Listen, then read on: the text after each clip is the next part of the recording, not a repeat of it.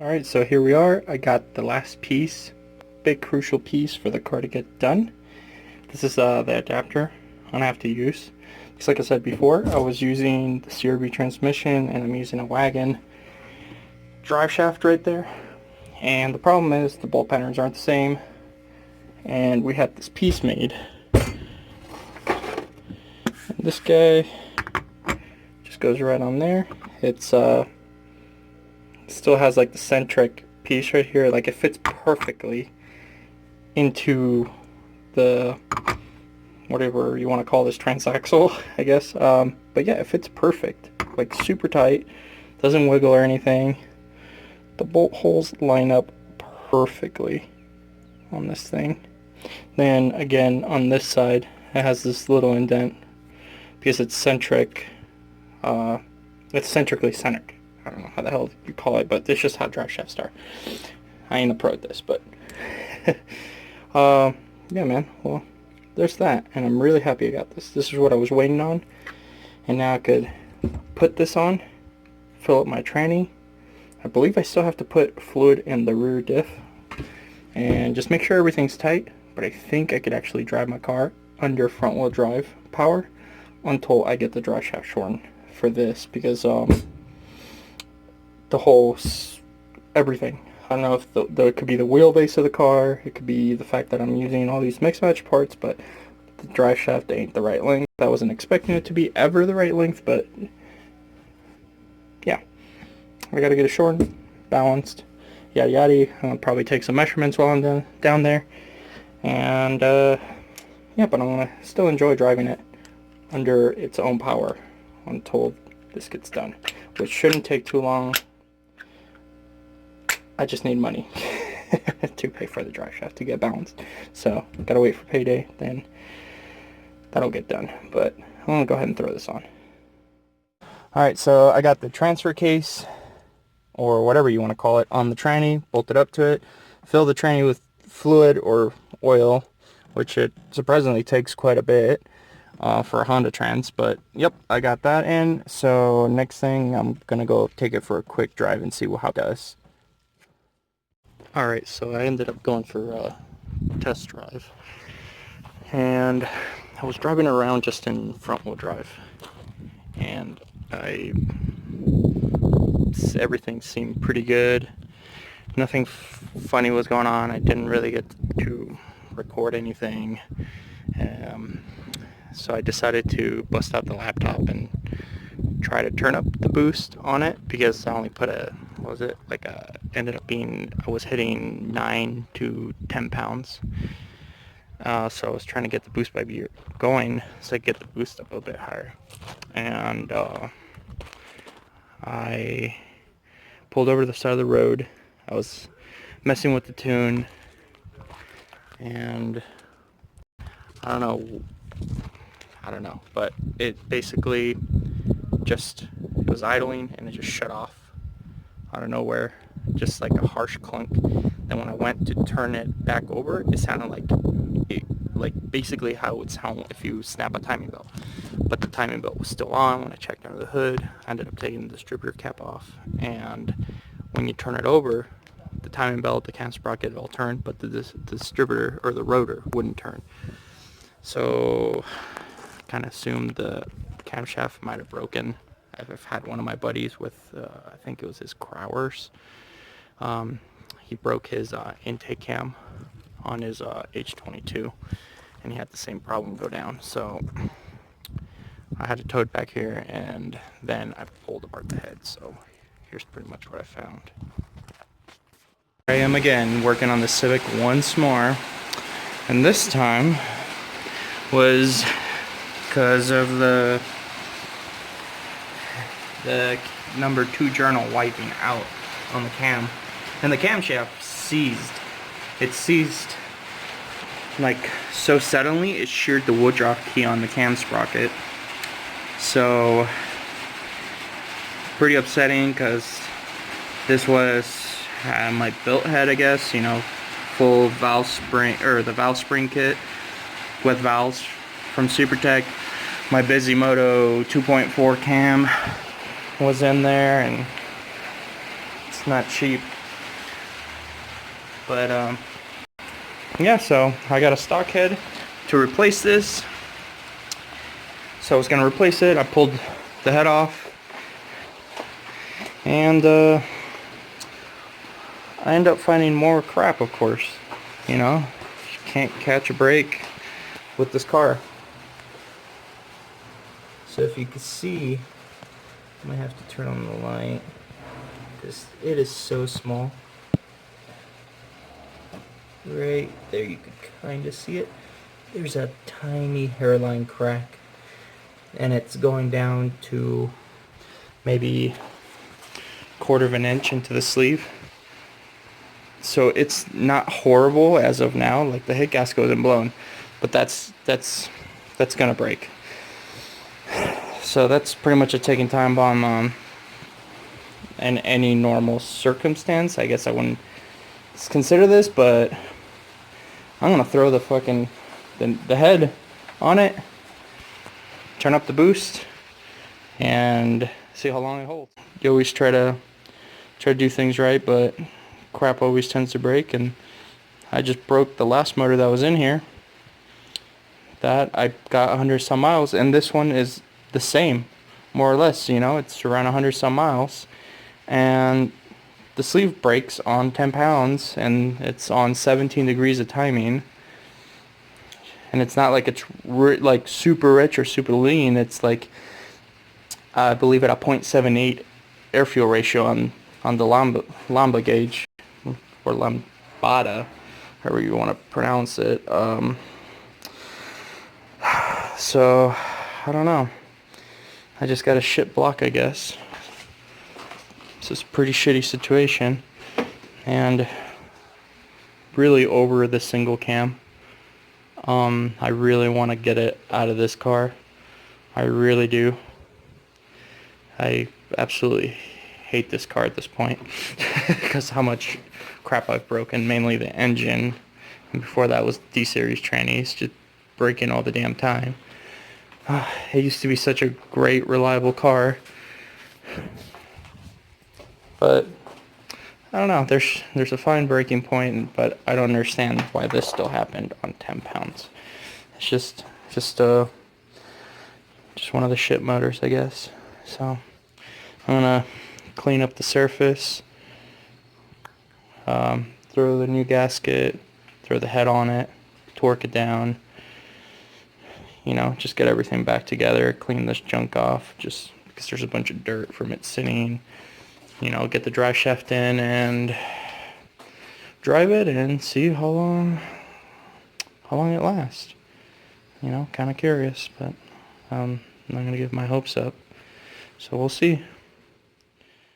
Alright, so I'm ready to put in the drive shaft that I had cut down by Precision Products. Pretty chill guy. He took pretty long though, but he's a good guy, but he had a lot of issues apparently replacing this U-joint, because it's a staked in U-joint and they don't make any, so he ended up finding one from, like, he said like a 62 Merc, some really old, that also had staked in U-joint, and it had a really close, had the same bore as the caps, but it had just really close dimensions, as in like how wide the U-joint cap to cap is, and he ended up using that. He cut it down for me, he balanced it, and finally got it back. So I got the car jacked up, and I'm gonna go ahead and put some grease on this guy and throw it in the car, and I'll update you once I get on that. I just got the drive shaft installed on the car, and there it is, from the CRV tranny to the billet adapter, the shortened drive shaft, and from the drive shaft back is all the stock wagon driveline stuff, the viscous, and the rear drive shaft, and still the stock diff and axles. So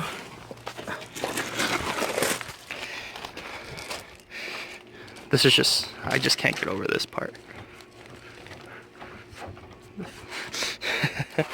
So next thing is I gotta start it. It'll be the first start since I put the head on it. So I gotta switch the battery out because this one died, or it barely has any power, and I don't have my battery charger. So I'm gonna take a battery of another car. I can't even talk anymore. So I'm gonna take a battery, put it in, and catch this thing, I guess, starting up hopefully, and no leaks, and everything will be good. Battery in here. I think we're good to start it for the first time. Wish I had someone to record. Where the hell did I put the keys? Hold on. Boom. Left them outside. Okay.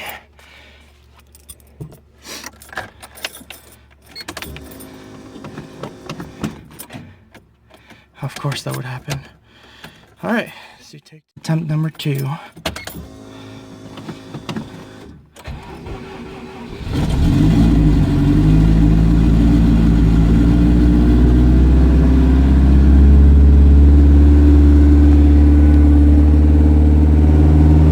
Gotta check engine light for something.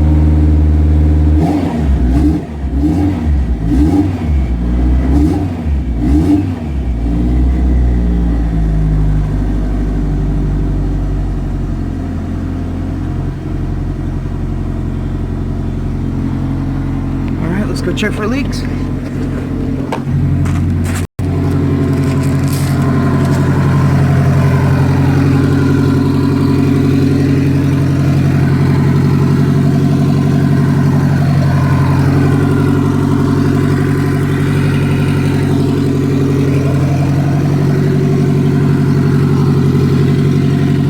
Alright, it's looking good. Really just want to put it in first.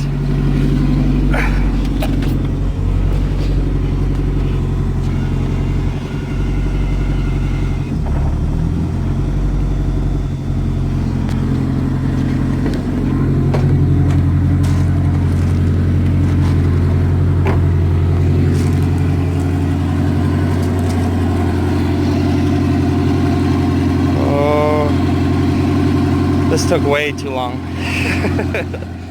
Oh man, that's awesome. Pretty excited.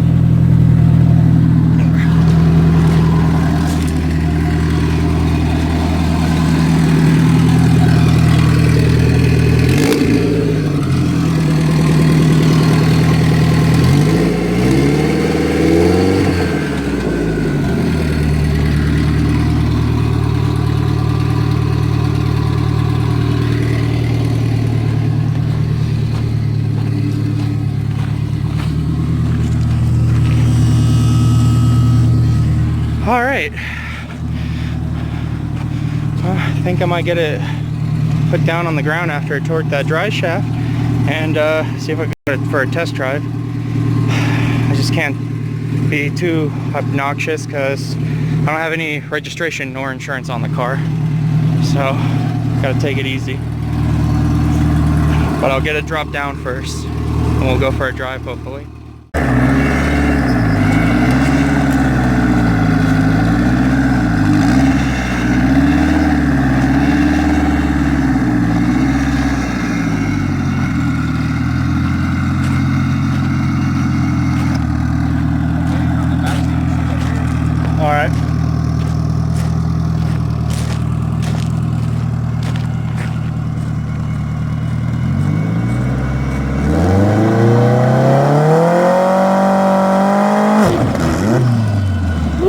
That shit fucking dug. Maybe a little less.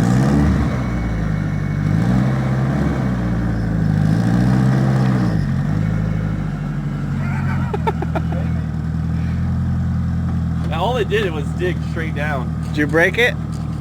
No, I don't think so. That was fucking like weird feeling. Yeah, no, you straight just dug in, dude.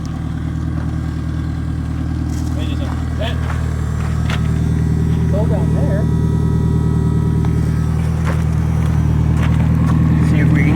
shot of that drive line in there.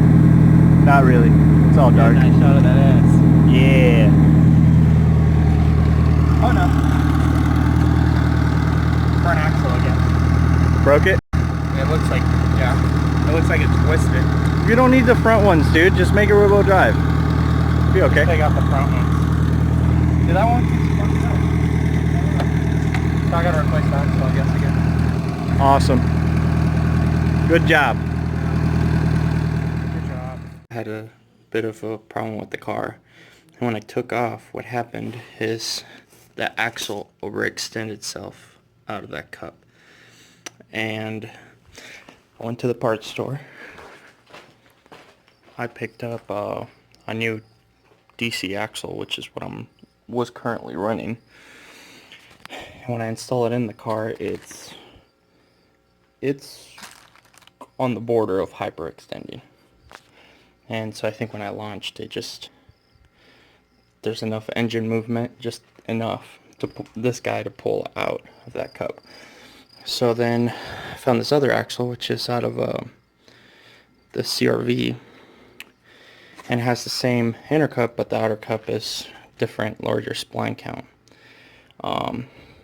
So what I'm gonna try to do is, I'm gonna try not to use this one, but I'm basically gonna take this outer cup off and put the smaller spline one that I need, because that's an overall longer shaft.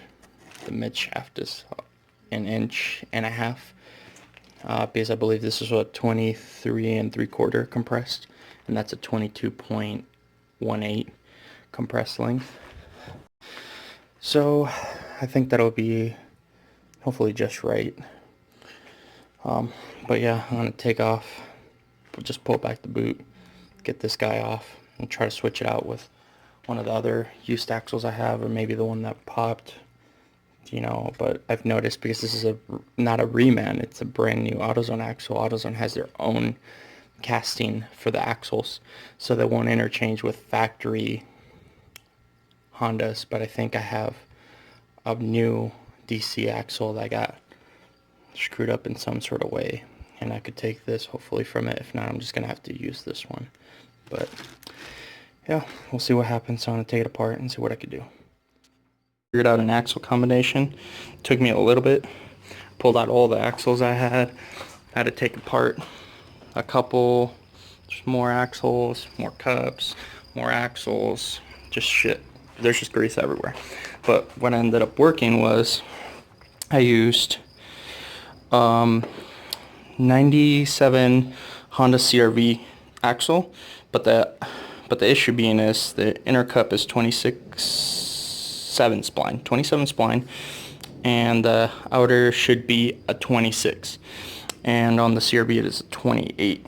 So I had to use an outer cup from also another Duralast axle, because if you buy a reman, they reman the Honda axles, but if you buy a new one, they have their own casting, which is a different spline count on like the inside, and shit doesn't work. So I took a bunch of the stock ones apart. I had what I believe were AutoZone remans. I know for a fact this one's an AutoZone reman, but I bought this one in 2011, and the cup is a different size, or the spline count.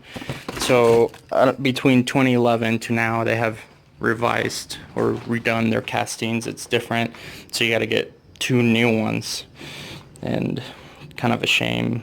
It's just what you got to do, but it's still cheaper than getting, you know, insane shafts or whatever to make you an axle. So that's what I got. 97 Honda CRV axle with 90, you know, just a DC Integra outer cup, both Duralast gold. So I'm gonna get this in the car and hopefully get to drive it.